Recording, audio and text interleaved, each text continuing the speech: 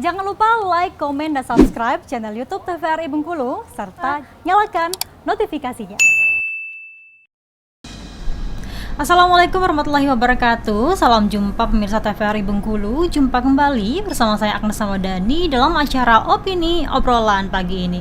Pemirsa, sampah masih menjadi musuh terbesar hingga saat ini. Bukan hanya karena tidak enak dipandang, tetapi juga menimbulkan aroma yang tidak sedap dan juga menimbulkan berbagai macam penyakit. Apakah kesadaran masyarakat sekarang dalam mengurangi sampah sudah mulai sadar? Tapi tidak hanya sadar saja nih, harus adanya aksi dan juga gerakan sebagai masyarakat dalam memilah sampah. Nah pemirsa, tema kita hari ini yaitu pengelolaan sampah berbasis bank sampah nih. Sudah hadir bersama saya di pagi hari ini Bapak Ardi selaku Ketua Perbanusa, Perkumpulan Pengelola Sampah dan Bank Sampah Nusantara. Selamat pagi Pak Ardi. Selamat pagi, Assalamualaikum. Waalaikumsalam. Gimana kabarnya Pak Ardi? Alhamdulillah sehat Pak. Alhamdulillah sehat. Pak Ardi, sebenarnya Bapak nih sebagai Ketua Perbanusa ini sudah berapa lama Pak? Oke Pak, jadi begini para pemirsa, Perbanusa adalah Perkumpulan Pengelola Sampah dan Bank Sampah Nusantara. Kami hadir secara resmi dengan perizinannya di DPP Pusat itu sekitar awal tahun 2021. Untuk di Bengkulu kami hadir di awal tahun 2022 secara kepengurusan di tingkat provinsi. Kebetulan saya di tingkat provinsi DPP 1. Untuk DPD 2 di Bengkulu yang sudah ada DPD 2 kota, yang kabupaten yang lain masih dalam proses. Mudah-mudahan tahun ini bisa clear ada DPD 2 bersih. Jadi Perbanusa adalah Perkumpulan Pengelola Sampah dan Bank Sampah Nusantara. Kami hadir ingin menjadikan kami ini sebagai salah satu dari solusi penanganan sampah khususnya di Bengkulu dan di seluruh Indonesia, karena permasalahan sampah ini permasalahan yang kompleks dimanapun termasuk di dunia, itu permasalahan yang kompleks. Terus kami berusaha hadir dengan edukasi, dengan pendampingan yang kami harapkan bisa berkelanjutan dan bisa bersinergi dengan baik pemerintah, masyarakat, dan pihak swasta. Berarti awalnya di tahun 2021 ya Pak yang sudah ada di Bengkulu? Sudah, tapi belum secara gerakannya, secara perizinan belum. Tahun 2022 baru kami memang SK dari DPP, terus kami sudah melapor juga ke Kesbangpol.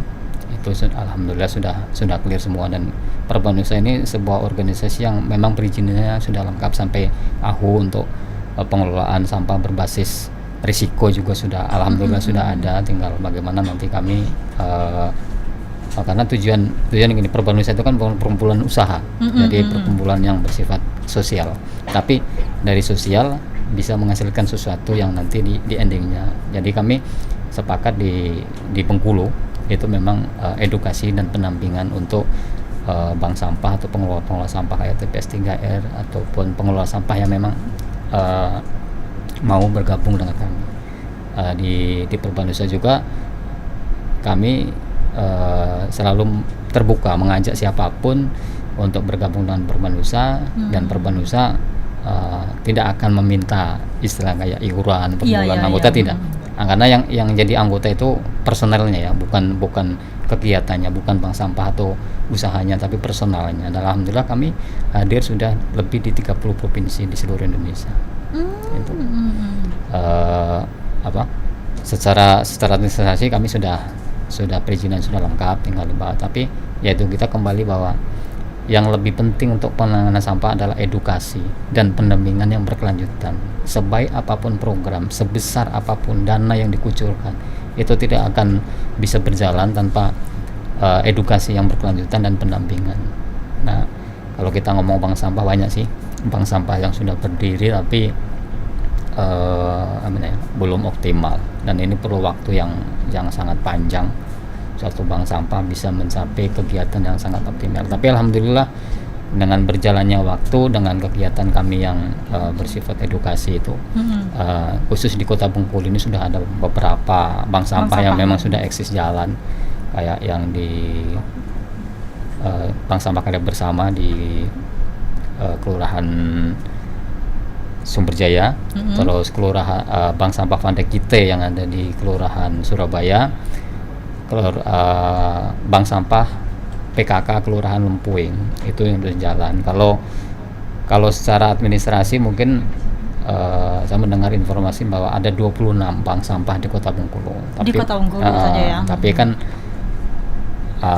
secara real kegiatan itu kami belum terlalu paham, kami kan belum masuk karena kami bersifat memang pendampingan dan kami sangat terbuka. Siapapun yang mengundang kami, insya Allah kami akan hadir dan akan memberikan edukasi dan pendampingan berkelanjutan. Jadi jangan khawatir masyarakat nanti kalau ngundang perempuan usaha misalnya biaya transportnya kami tidak. Kami dengan ikhlas kami hadir ke manapun di wilayah Provinsi Bengkulu, insya Allah sebatas memang waktu itu yang direncanakan memang bisa kami datang, kami akan berusaha untuk datang dan tidak ada istilahnya kami masang target harus sekian tidak. Karena sifatnya memang sosial dan alhamdulillah yang bergabung dengan kami di Bengkulu ini memang rata-rata memang punya basic tentang lingkungan dan memang sosialnya memang lebih tinggi. Nah, kalau kita kilas balik nih Bapak, mungkin dari awal mulanya kenapa sih Bapak tertarik untuk bergabung di Perbanusa ini? Apa memang sebelumnya Bapak ini memang penggerak sampah kah, aktivis kah, atau pecinta lingkungan dan sebagainya? Backgroundnya sendiri. Kalau saya sih sebetulnya awal mula kalau di Bengkulu ya, sebelum di Bengkulu karena saya orang perantauan itu memang saya sudah agak berkecimpung di bidang yang berbau dengan lingkungan. Khusus di Bengkulu saya pernah awalnya itu saya langsung greget lagi bagaimana sih di Bengkulu bisa hadir bank sampah itu. Dulu ada program Eco-Lander dari Toyota Agung, kebetulan di tempat saya tinggal, tapi kegiatan itu kok nggak jalan. Akhirnya saya berkenalan dengan beberapa kawan-kawan penggiat di luar Kota Bengkulu. Kami hadir dan kami dipertemukan di satu wadah peduli lingkungan juga di berbasis ekoenzim. Kami kawan kami ngobrol gimana yuk ada perkumpulan ini namanya Perbanusa, perkumpulan sampah nomor 10. Kebetulan Pak Ketumnya Kang Dikin sering saya sharing, jadi kami ditawarkan ya udahlah kita coba dirikan di Bengkulu dengan beberapa kawan-kawan yang memang alhamdulillah sampai sekarang masih bisa jalan walaupun memang banyak kendala karena setiap orang itu mungkin gini, ada yang peduli, ada yang cuma sebatas peduli, ada yang ngomong aktif. Kalau kami bukan aktivis ya, kami lebih senang menyebut kami adalah sebagai relawan karena kalau aktivis ya kayak gitulah. Jadi kami pinginnya itu berkegiatan yang memang berkelanjutan, sekecil apapun kegiatan kami adalah berkelanjutan, jangan cuma sebatas seremonial dan